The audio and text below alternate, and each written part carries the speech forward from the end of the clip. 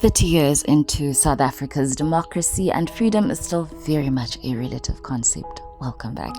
And on this insert of Relative Freedom, I am so pleased to be sharing a policy booklet in collaboration with the AU, African Youth for Transitional Justice, and Impunity Watch called Justice Undefined.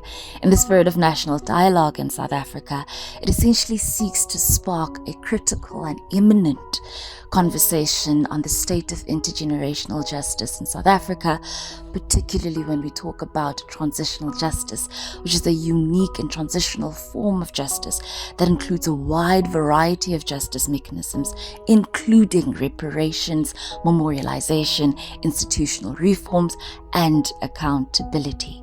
Now, 30 years later, and the transitional justice landscape in South Africa looks significantly different than what it did under the Promotion of National Unity Act of 1995, which was the main legislation that was intended to facilitate the national coordination of seeking justice for crimes of apartheid for victims, families, and survivors, and the country, as well as establishing mechanisms that would do so, particularly the Truth and Reconciliation Commission, which ended its operations in 2003.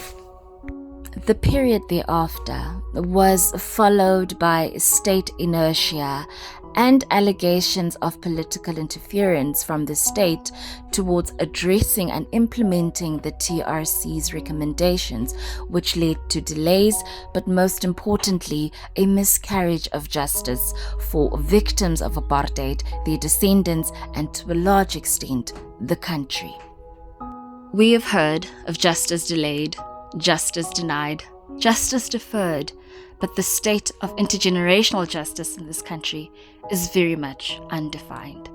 How are prospects of justice broadened now that crimes of apartheid are imprescribable, which means we can prosecute them at any time?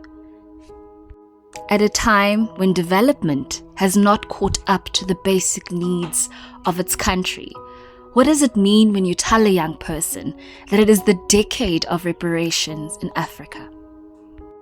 And in the backdrop of a heavily contested narrative in history, does memorialization inspire critical reflection, not just on specific acts, but on the impacts and legacy of an unjust system?